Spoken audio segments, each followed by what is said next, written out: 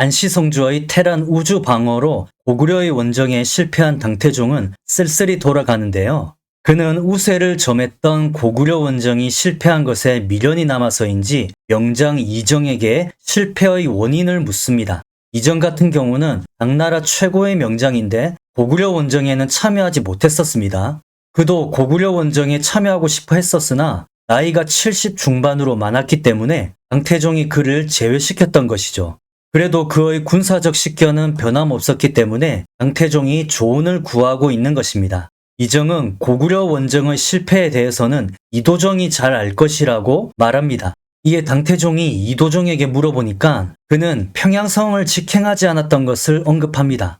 고구려와 싸울 때 그가 별동대로 수도인 평양을 칠 것을 제안했었는데 당태종이 그것을 거부했었죠. 지금 그것을 말하는 겁니다. 당태종은 무안했었는지 오늘날 우리나라 정치인들처럼 기억이 나지 않는다고 핑계를 댑니다. 기억이 나지 않는데? 당태종이 이도정의 건의를 거부했던 것은 강손무기가 말했던 것처럼 도박성이 너무 크다고 판단했기 때문일 겁니다. 수도를 바로 치는 것은 성공하면 대박이지만 실패하면 쪽박이거든요. 훗날 후금이 조선을 칠 때 수도로 바로 직행해서 큰 승리를 거두었지만 그것은 후금 기병의 기동력이 매우 뛰어난 반면 조선의 전투력은 형편없었기 때문입니다. 당나라 군대가 대단한 정예이지만 아무래도 기동성에 있어서는 후금보다 조금 떨어질 것이고 고구려의 전투력은 조선과 비교할 바가 아니거든요. 그러함에도 이정이 이도종에게 물어보라고 한 것을 보면 그도 마음으로는 평양을 치는 것이 옳았다고 판단한 듯 싶습니다. 한편 보장원과 연개소문은 혹시 당나라가 다시 쳐들어올까봐 걱정되었는지 미녀 2명을 바치고 사과합니다. 그러나 당태종은 미녀들을 돌려보냅니다. 연개소문의 이런 행동은 그저 당태종을 달래기 위함이지 본심은 아니었습니다. 그는 계속해서 신라를 침공하고 당나라 사자에게 거만하게 굴면서 변경의 틈을 엿봅니다. 결국 당태종은 다시 고구려 정벌을 논의하기 시작합니다. 그러나 전략을 바꿉니다. 고구려가 산성에 의지하기 때문에 공략하기가 쉽지 않다는 것을 깨닫고 끊임없이 소규모로 싸움을 걸어서 고구려가 피폐해지는 작전으로 갑니다. 당나라가 이런 전략으로 나온다면 고구려는 매우 힘들어집니다. 왜냐하면 거듭된 전투로 고구려의 영토는 이미 피폐해져서 식량 수급도 쉽지 않았기 때문입니다. 이렇게 되면 서서히 말라 죽는 거죠. 이건 체급이 약한 나라의 비애이기도 한데요. 고구려의 인구는 전에 말씀드린 것처럼 겨우 3,400만 정도거든요. 이 정도의 인구로는 당나라의 공격을 지탱하기가 힘듭니다. 이런 대고구려의 전략을 세운 당태종이지만 그도 병에 걸려 능동적으로 움직이기 힘들어집니다. 그는 중풍에 걸려 거동이 불편해지는데 이렇게 되면 직접 전쟁을 지휘하기는 힘들어지는 거죠. 그래서 부하 장수들이 고구려 전쟁을 지휘하게 되는데요. 이적은 다시 군사를 이끌고 요하를 건너 고구려군을 격파하고 여러 곳을 불지르고 돌아옵니다. 그리고 2달 뒤에 장군 우진달과 이해안이 고구려를 침범하여 100여 차례 싸우는데 대부분 승리합니다. 이들은 정리성 아래서 다시 고구려의 1만 군사와 싸우는데 이를 격파하고 고구려 병사 2천여 명의 목을 뱁니다. 또 다음 해인 648년에는 오신감이 바다를 건너 고구려를 쳐서 승리하기도 합니다. 이것을 통해 알 수 있는 것은 고구려가 이제 힘이 고갈되어서 계속 전투에서 깨진다는 것이죠. 결국 고구려 보장왕은 자기 아들을 보내서 당태종에게 다시 사과를 하기도 합니다. 그러나 당태종은 더 이상 고구려의 사과를 받아들이지 않습니다. 바로 설만철을 보내서 또다시 고구려를 공격하게 합니다.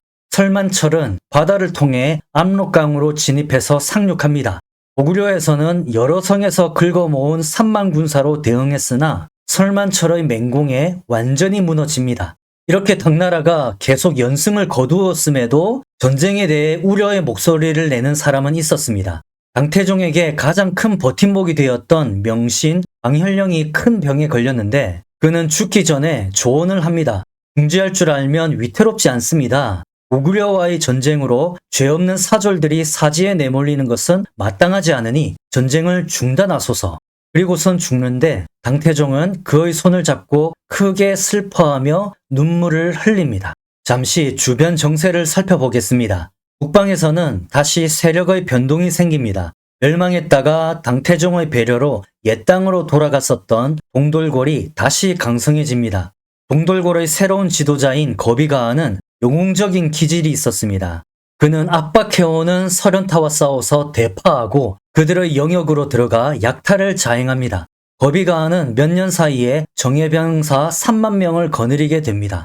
한편 신라는 계속 고난을 겪습니다. 백제가 또 신라를 쳐서 13개 성을 함락시키는데요. 위기를 겪은 신라는 왕족 김춘추를 당나라의 사신으로 파견합니다. 김춘추가 이렇게 당나라에 입주한 것은 국가의 위기 때문이기도 하지만 개인적인 복수심도 작용했습니다. 몇 년 전에 백제가 신라의 대하성을 함락시키고 그 성주와 아내를 죽여버렸었거든요. 근데 문제는 그 대하성의 성주의 아내가 바로 김춘추의 딸이었던 겁니다. 졸지에 사위와 딸을 잃어버린 김춘추는 분기탱천하여 고구려에 원병을 청하러 갑니다. 고구려의 보장왕은 옛날 신라가 빼앗아간 고구려 땅을 돌려주면 도와주겠다고 합니다. 그러나 김춘추가 그것을 거부하자 화가 난 보장왕은 그를 위협하고 가두어 버리는데요. 신라 장수 김유신이 김춘추를 구원하기 위해 출병하자 보장왕은 김춘추를 풀어줍니다. 아마 김춘추의 마음속에는 백제와 더불어 고구려에 대한 증오심이 자랐을 겁니다. 이 일로 인해 그는 발걸음을 당나라로 향했던 것입니다. 김춘추를 만난 당태종은 그의 외모가 출중한 것을 보고 후하게 대우하고 큰 연애를 베풀어 주는데요. 당태종은 김춘추에게 무엇을 원하냐고 묻습니다. 그러자 김춘추는 백제가 해마다 침략해서 신라가 위기를 겪고 있다면서 도와줄 것을 요청합니다. 당태종은 그동안 신라가 당나라의 친화적이었던 것을 감안하고 신라를 도와 출병할 것을 허락합니다. 더불어 김춘추는 당태종에게 당나라의 관복을 쫓게 해달라고 요청하고 허락받습니다. 이때부터 신라 관료들의 관복은 전부 당나라식으로 바뀝니다. 당태종은 신라를 돕기 전에 자기 말에 복종하지 않은 구자국을 먼저 정벌하기로 합니다. 자, 여기 구자국 보이시죠? 고구려 정벌에 활약했었던 아사나사이와 글필하력이 군대를 이끌고 구자국을 칩니다. 아사나사이가 구자국과의 싸움에서 연승을 거두고 구자국 왕의 동생인 여포를 새로운 왕으로 올리고 신당 정권을 세웁니다. 또 당태종은 힘 좀 세졌다고 조연하지 않고 계기는 동돌골의 거비가한을 치기로 합니다. 사실 이 동돌골을 부활시켜준 것은 당태종의 실책이기도 합니다. 본인은 은혜를 베푼답시고 동돌골이 다시 나라를 세울 수 있도록 배려한 것이지만 그들이 힘이 세지면 당나라에 복종하겠습니까? 예전처럼 다시 약탈하기 위해 침략하겠죠. 열받은 당태종은 동돌골의 버르장머리를 고치기 위해 군사를 파견합니다. 그러나 당태종의 수명도 이제 다하게 됩니다. 그는 이질에 걸려 심하게 고생하는데 머리카락도 백발이 되었다고 합니다. 그는 죽기 전에 이적의 존재가 마음에 걸린 듯합니다. 이적의 재주와 지혜가 남다른데 태자가 그에게 은혜를 베푼 것이 없었기 때문에 그가 딴 마음을 품을까 걱정한 것입니다. 그래서 당태종은 이적을 지방으로 좌천시키는 조서를 내립니다. 곧이어 태자에게 따로 이릅니다. 만일 이적이 조서를 받고 바로 떠난다면 자기가 죽고 난 뒤에 그를 불러서 다시 임용하라고 명합니다. 아무래도 그렇게 하면 이적이 태자에게 은혜를 느끼고 충성하겠죠. 다만 이적이 바로 떠나지 않으면 즉시 죽이라고 지시를 내립니다. 한편 이적은 첩주도독으로 임명한다는 조서를 받자 집에도 가지 않고 바로 임지로 떠납니다. 이게 눈치가 빠른 것인지 아니면 성실해서 그런 것인지는 모르겠으나 아무튼 이적은 위기를 넘깁니다. 당태종은 죽으면서 장손 무기와 저수량을 불러서 뒷일을 맡깁니다. 그는 태자에게 이르기를 이 두 사람만 있으면 너는 천하를 걱정하지 않아도 된다는 말을 남깁니다. 그리고 죽게 되는데 그의 나이가 53세였습니다. 형제들과 조카들을 몰살시키고 권력을 쥔 것 치고는 너무 짧은 인생이죠. 덧없이 가는 인생에서 그리 피를 흘려야 했었나 하는 생각도 듭니다. 우리나라와 악연이라면 악연이라고 할 수 있는 당태종은 참으로 여러 말들이 많은 인물입니다. 학살을 통해 황제에 오른 인물이라서 시작부터 논란이 좀 있죠. 거기다가 기록을 조작했다는 것, 그로 인해 아버지와 형의 활약을 가렸다는 여론과 함께 당태종을 폄하하는 분위기가 많아졌습니다. 예전에는 중국사 명군 리스트 최상단에 항상 거론되었던 인물이었으나 요즘은 그를 명군으로 평가하는 데 있어서 약간 주저하는 분위기가 생긴 것 같습니다. 100번 양보해서 당태종이 과장되었다는 것을 받아들이고 난세를 평정한 활약은 오로지 그의 아버지 당고조와 형 이승건의 공이라고 한번 인정해 볼게요. 그렇다 하더라도 당태종은 황제가 된 이후의 활약만으로도 뛰어난 인물이요 명군이라고 할 수 있습니다. 즉 황제 이전의 여러 업적들, 난세를 종식시켰던 그러한 업적들은 전부 형과 아버지의 공적이라고 치더라도 당태종이 황제가 된 이후의 이 업적만으로도 충분히 그는 뛰어난 인물이라는 것을 말씀드리고 있는 겁니다. 물론 황제가 된 뒤 대외정벌 같은 경우는 대부분 부하 장수들에게 맡기긴 했습니다. 그의 명령을 받은 장수들이 주변국들을 죄다 평정해버렸죠. 동돌궐, 토요콘, 설현타, 고창국, 구자국 등등 이런 장수들의 능력을 헤아리고 그들에게 임무를 주어서 성공하게끔 하는 것도 명군의 자질입니다.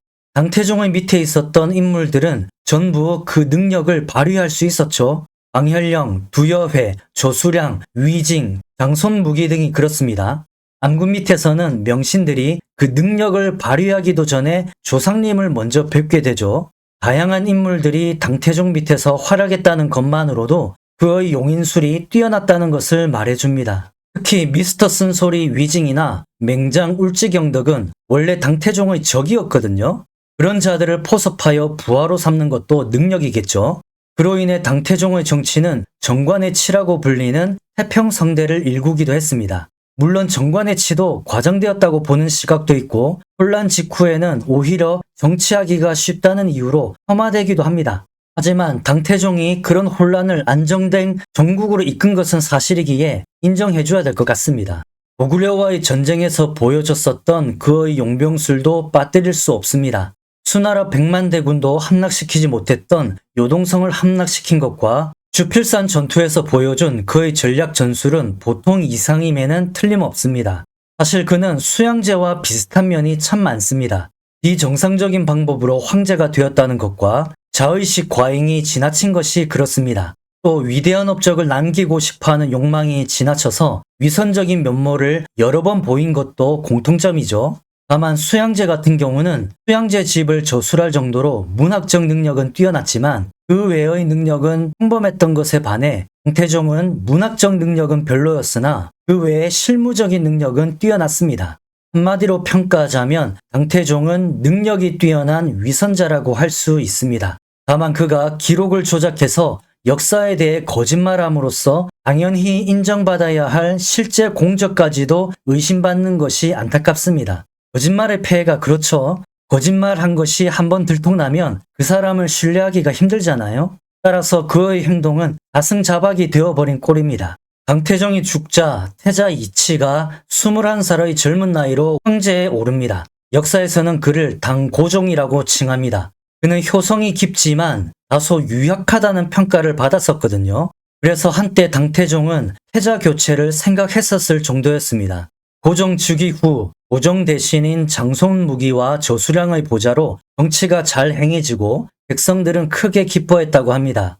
고종도 그들을 깊게 신임합니다. 근데 이럴 때 꼭 모함하는 사람이 있기 마련이죠. 장손무기는 고종의 외삼촌인데 그를 모함하는 사람이 생깁니다. 그 사람은 장손무기가 모반을 꾀했다고 무고하는데 고종은 묻지도 따지지도 않고 모함한 그 사람의 목을 베어버립니다. 이는 고종이 외삼촌을 깊게 신뢰한 것도 있고 장손무기를 모함하는 사람들의 말을 듣지 말라고 했던 아버지의 유언도 있었기 때문입니다. 한편 백제는 고종이 등극하였다는 소식을 듣고 사신을 파견하여 공물을 바치는데요. 그러나 고종은 백제에게 엄하게 경고합니다. 신라를 더 이상 공격하지 말 것이며 만일 침의 명령을 어긴다면 군사를 발동하여 혼내주겠다고 엄포를 놓습니다. 이 시기에 엄청난 폭풍을 몰고 올 한 여자가 등장합니다. 바로 무씨라는 인물입니다. 이 무씨는 훗날 이름을 떨치는 측천무후가 되는 여자입니다. 다들 잘 아시죠? 그녀는 원래 당태종의 제인이었습니다. 제인은 16급 후궁으로 후궁 중에서도 직급이 좀 낮은 편입니다. 자, 이것이 당나라 후궁 제도인데요. 맨 꼭대기에 황후가 있죠. 그 밑으로는 전부 이제 첩입니다. 황후 다음으로 직급이 높은 것이 사부인이라고 해서 귀비, 숙비, 덕비, 현비가 있습니다. 훗날 당현종의 예첩으로 유명한 양귀비가 있죠. 양귀비가 바로 이 사부인 중에서도 제일 높은 정일품 귀비가 되는 것이죠. 그 다음에 이제 구빈이 있는데 9명의 첩들이 있고요. 그 다음에 27세부가 있습니다. 이 27세부에 제인이 포함되어 있는데 총 9명이거든요. 무씨가 이 제인에 임명된 것입니다. 과거 고종이 태자였을 때 아버지를 보러 궁에 들어갔다가 무씨를 보고 한눈에 반해버리거든요. 아마 고종이 좋아하는 스타일의 외모였나 봅니다. 아니면 고종이 금사빠였던지 그랬겠죠. 당태종이 죽은 후에 무씨는 감업사라는 절에 들어가서 비구니가 됩니다. 고종은 부모님 기일에 감업사에 가서 제사를 지내는데 거기서 무씨를 다시 만나게 됩니다. 이 재회가 진짜 우연이었는지 아니면 고종의 의도였는지는 모르겠으나 어쨌든 둘은 다시 만납니다. 무씨가 고종을 보고 반가워서 눈물을 흘리자 고종도 역시 눈물을 흘립니다. 서로 눈물을 흘릴 정도면 아마 당태종이 살아있을 때부터 두 사람이 서로 썸을 타고 있었던 것 같기도 합니다. 고종이 효자라고 하더니만 이거 뭐 완전 호로자식이죠. 아버지가 두 눈 시퍼렇게 뜨고 살아있을 때 아버지의 여자와 쿵짝쿵짝 한다는 게 좀 그렇죠. 당시 궁중에서는 왕황후와 소숙비가 고종의 총애를 두고 서로 치열하게 경쟁하고 있었거든요. 왕황후는 무씨의 존재를 알고 그녀를 궁으로 불러들입니다. 그리고 머리카락을 기르게 하고 고종의 후궁이 되도록 손을 씁니다. 왕황후가 그렇게 한 것은 무씨를 이용하여 소숙비의 총애를 깎아내기 위함이었습니다. 일종의 이의제의죠. 오랑캐로 오랑캐를 친다. 왕황후는 자신의 결정이 피바람을 몰고 올 줄은 꿈에도 몰랐을 겁니다. 무씨는 똑똑하고 곤모술수가 많아서 왕황후에게 바짝 엎드려 겸손히 섬깁니다.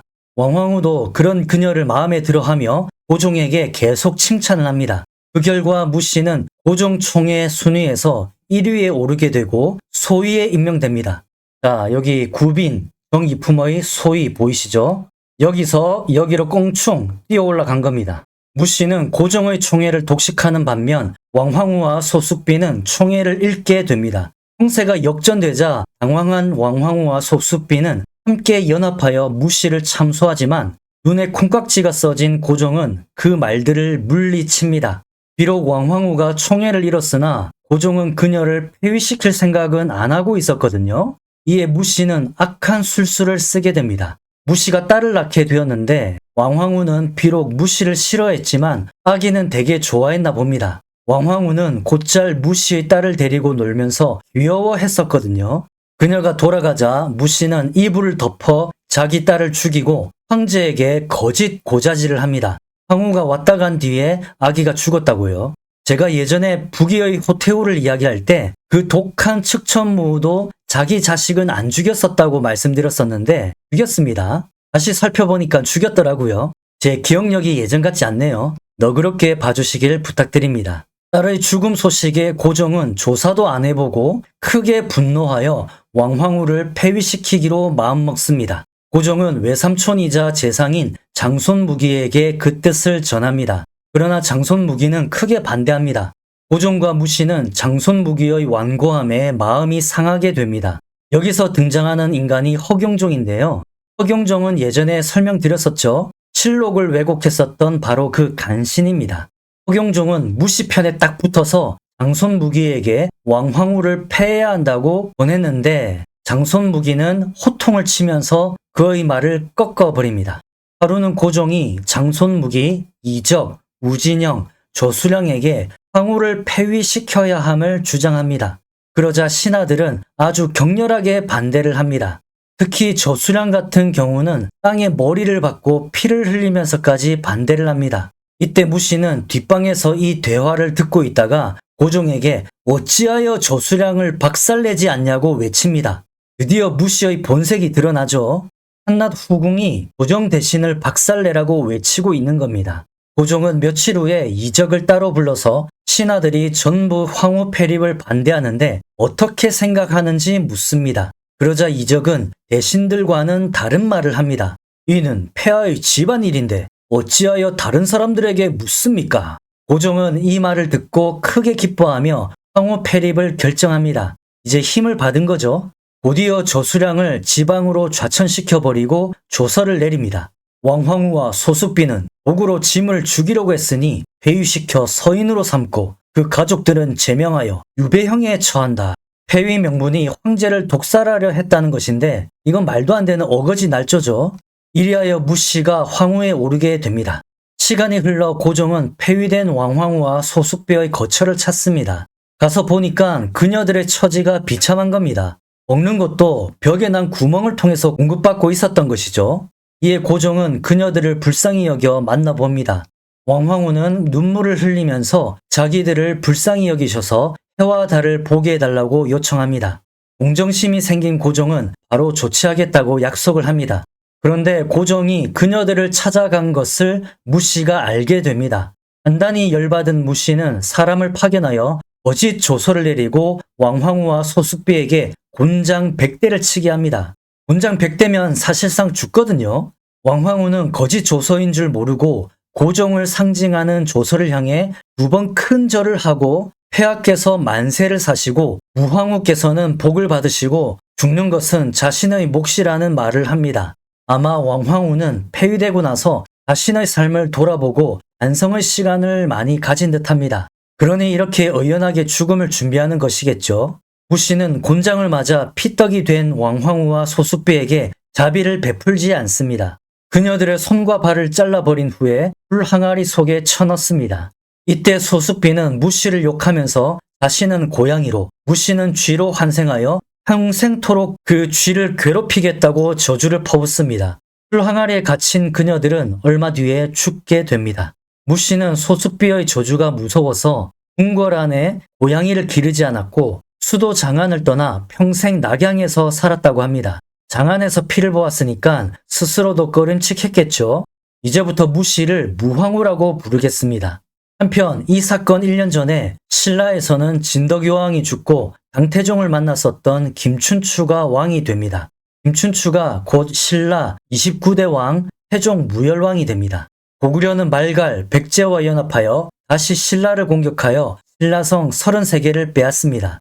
그러자 김춘추는 다시 당나라에 도움을 요청합니다. 고종은 영주도독 정병진과 자위 중랑장 소정방을 파견하여 고구려를 치게 합니다. 정명진이 요수를 건너 귀단수에서 고구려군을 대파하고 그들의 촌락을 불태우고 돌아옵니다. 소정방은 이 전투가 끝나고 서돌궐 정벌에 나서는데 거기서 총대장 정지절보다 더 큰 공을 세웁니다. 자, 여기 서돌궐 보이시죠? 소정방은 서돌궐의 2만 기병을 대파하는 전과를 올린 것입니다. 정지절을 비롯한 다른 장수들은 항복해온 여러 호족들을 몰살하고 전리품을 챙기려고 했었는데 소정방은 홀로 학살에 참여하지 않을 정도로 나름 강직한 면도 있었습니다. 그 후 그는 다시 서돌궐과 맞붙습니다. 이번에는 서돌궐의 군주 사발라 가안이 정예기병을 대거 몰아서 나타납니다. 소정방은 금산 북쪽에서 사발라 가안을 대파하고 추격합니다. 이때 날씨가 흐리고 눈이 많이 내렸었거든요. 사발라 가안은 눈이 많이 내려서 당나라 군이 추격하지 못할 것이라고 여기고 방심합니다. 소정방은 그런 사발라 가안의 방심을 예상하고 부장들의 반대에도 불구하고 강행군을 합니다. 결국 따라잡고 사발라 가안을 대파했는데 목이 잘린 적군이 수만 명일 정도로 대승이었습니다. 사발라 가안은 더 서쪽으로 도망쳐서 석국을 의지하는데 석국에서는 사발라 가안을 잡아서 소정방에게 내어줍니다. 이로써 서돌궐도 당나라의 손아귀에 떨어집니다. 당나라에서는 서돌궐의 땅을 나누어서 2개의 도호부를 설치합니다. 그리고 당나라에 항복했었던 서돌궐의 추장 중 한 명을 새로운 가안으로 삼고 여러 부락들을 총괄하게 합니다. 자, 이렇게 서돌궐을 평정한 소정방의 칼끝은 이제 백제로 향하게 됩니다. 그는 50대 중반이 되어서야 명성을 날리기 시작한 사람으로서 당태종과 이적보다도 나이가 더 많습니다. 그는 한반도 전선에서 맹활약하기 때문에 이제부터 눈여겨볼 필요가 있는데요. 그것에 관한 것은 다음 시간에 다루도록 하겠습니다. 시청해 주셔서 감사드립니다.